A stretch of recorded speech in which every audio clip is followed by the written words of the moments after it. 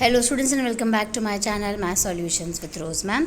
और आज की क्लास में हम डिस्कस करने वाले हैं मिड टर्म एग्जामिनेशन का क्लास 6 का सब्जेक्ट सोशल साइंस का आपका एग्ज़ाम है। नंबर ऑफ़ पेजेस 16 है और मैक्सिमम मार्क्स 60 है। टाइम आपको अलॉट हुआ है 2.5 घंटे का। तो चलिए हम स्टार्ट कर लेते हैं हमारा ये क्वेश्चन पेपर। उससे पहले आप सभी से रिक्वेस्ट है, प्लीज़ चैनल को सब्सक्राइब कर दीजिए और बेल आइकन को प्रेस करना मत भूलिएगा। बेटे ये जनरल इंस्ट्रक्शन है पेज नंबर 1 पे।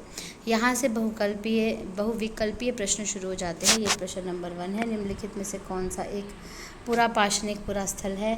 दूसरा, रात में तारों के विभिन्न समूहों द्वारा बनाई गई आकृति क्या कहलाती है। तीसरा, समीर का कन्नड़ बोलना व सुनीता का तमिल बोलना किसको प्रदर्शित करता है।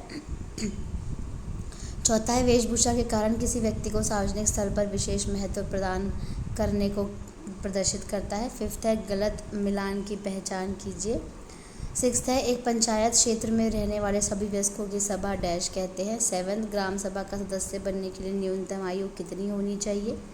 फिर यहाँ पर बेटे ये इंग्लिश में है, मैं इंग्लिश में इसको रीड नहीं करूँगी क्योंकि ज़्यादातर गवर्नमेंट स्कूल में जो बच्चे हैं उनके हिंदी में ही है SST।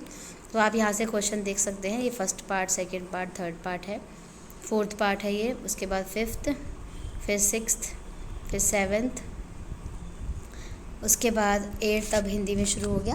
सभी के लिए समान चिकित्सीय सुविधा की व्यवस्था करना डैश को प्रदर्शित करता है। निम्न में से कौन सा विकल्प ग्राम सभा का सदस्य बनने के लिए आवश्यक है। ऑप्शन दिए हुए हैं, टिक करना है आपको। 10th में भी निम्नलिखित में से कौन सा कथन भारत के संदर्भ में सही नहीं है। इसमें भी ऑप्शन दिए हुए हैं, टिक करना है आपको। 11th है, मानव इतिहास के सबसे आरंभिक काल को पुरातत्वविदों ने डैश नाम दिया। 12वां है, डैश से पहले तक का काल पाषाण काल कहलाता है।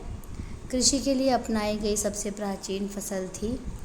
तो ये यहाँ पर इंग्लिश में 8th क्वेश्चन है। 9th, उसके पार्ट्स दे रखे हैं, ऑप्शन दे रखे हैं। 10th ऑप्शंस हैं, 11th का भी ऑप्शन, 12th एंड 13th। अब 14th है, नवपाषाण युग में ओखली और मूसल का प्रयोग डैश किया जाता था। आरंभिक लोग आग का इस्तेमाल किस कार्य के लिए करते थे। अति लघु उत्तरीय प्रश्न उत्तर है बेटे। तो ए पार्ट है यहाँ पर क्वेश्चन नंबर 2 का। आरंभिक मानवों को आखेटक खाद्य संग्राहक कहा जाता है। कारणों की समीक्षा कीजिए। अथवा आरंभिक मानवों के विषय में पुरातत्वविदों को जानकारी कैसे प्राप्त होती है। तीसरा, आरंभिक मानव औजारों का उपयोग किन कार्यों के लिए करते थे। चौथे का ए पार्ट है, पृथ्वी को नीला ग्रह कहा जाता है। कथन का विश्लेषण कीजिए। अथवा क्षुद्र ग्रह की निर्माण प्रक्रिया का उल्लेख कीजिए। 5वां है, ग्राम पंचायत के कारणों का वर्णन कीजिए। उसके बाद लघु उत्तरीय प्रश्न है बेटे। 6th है, विषुवत वृत्त पर संक्षिप्त टिप्पणी लिखिए। या फिर आपको एक यहाँ पर एक क्वेश्चन दिया हुआ, एक सिचुएशन दे रखी है और उसके बाद आगे क्वेश्चंस होंगे उसके ऊपर। कबीर भोपाल के निकट एक छोटे से गांव में रहता है। वह अपने मित्र आलोक से कहता है कि वह आज रात सो नहीं पाएगा क्योंकि आज रात भारत और इंग्लैंड के बीच क्रिकेट मैच इंग्लैंड में दोपहर 2 बजे अपराह्न शुरू होगा, जो भारत के अनुसार समय 7:30 बजे टीवी पर प्रसारित होगा। दोनों देशों के बीच 5 घंटे 30 मिनट का अंतर क्यों है। इंग्लिश में क्वेश्चन है 14th 15th। सेकंड का A part, B part, third question, fourth का ए और बी पार्ट, फिफ्थ क्वेश्चन दे रखा है। फिर सेक्शन सी है, short answer type questions. 6th का A part and B part में ऑप्शन है, दोनों में से कोई एक करना है। क्वेश्चन नंबर 7 है, पंचायती राज व्यवस्था के विभिन्न स्तरों की व्याख्या कीजिए। या फिर ग्राम सभा क्यों जरूरी है, कोई 3 कारण लिखिए, दोनों में से एक बताना है। दीर्घ उत्तरीय प्रश्न में 8वां है, पृथ्वी के विभिन्न ताप कटिबंधों की व्याख्या कीजिए। और 9th है, आरंभिक मानव के स्थायी जीवन अपनाने के साक्ष्यों की व्याख्या कीजिए।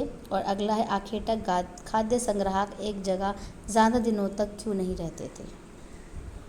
उसके बाद बेटा स्रोत आधारित प्रश्न यहाँ पर दिए हुए हैं, कॉम्पिटेंसी बेस्ड वाले क्वेश्चन से। एक आपको पैराग्राफ दिया हुआ है, पैराग्राफ पर बेस्ड आपके पास क्वेश्चन है, आप इसको देख सकते हैं। ऐसे ही इंग्लिश में 7th का ए पार्ट और बी पार्ट, 8th का ए पार्ट और 8th क्वेश्चन और 9th का ए और बी दे रखा है, दोनों में से एक करना है। सोर्स बेस्ड क्वेश्चन है, यहाँ पे एक पैराग्राफ आपको दिया हुआ है इंग्लिश में और फिर क्वेश्चंस बेस्ड है इसके ऊपर। फिर अगेन एक और अनुच्छेद है, इसको भी आपको रीड करना है और रीड करने के बाद आप ये देखिएगा यहाँ पर क्वेश्चंस आंसर दे रखे हैं, इसको भी आपको रीड करके इनमें से ढूंढ करके लिखना है। तो बेटा इसके आगे ये इंग्लिश में भी दिया हुआ है, यहाँ पर आप देख सकते हैं इसको। ये क्वेश्चन नंबर 11 इंग्लिश मीडियम में दिया हुआ है, पैराग्राफ है, उसके ऊपर क्वेश्चंस है बेस्ड। ऐसे ही क्वेश्चन नंबर 12 है, इसमें भी पैराग्राफ दिया हुआ है और बेस्ड क्वेश्चंस हैं। और क्वेश्चन नंबर 13 जो है ये भी आपका एक अनुच्छेद दिया हुआ है, इसको पढ़ करके फिर इसके आंसर्स आपको देने हैं। 3 प्रश्न इसमें भी हैं और ये है मानचित्र आधारित प्रश्न। तो आपको मानचित्र पर, राजनीतिक मानचित्र पर आपको ये सारी चीज़ें जो है वो चिन्हित करनी है। और ऐसे ही 13th का इंग्लिश मीडियम दिया हुआ है, मैप बेस्ड क्वेश्चन का इंग्लिश मीडियम दिया हुआ है। ये दृष्टिबाधित विद्यार्थियों के लिए है, जिनकी आंखें नहीं है, नहीं देख सकते, उनके लिए क्वेश्चंस हैं।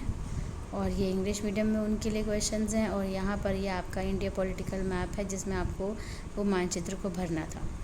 So thank you students for watching the video को लाइक, शेयर एंड चैनल को सब्सक्राइब करना मत भूलिएगा। फिर मिलेंगे हम एक नई वीडियो में एक नए टॉपिक के साथ।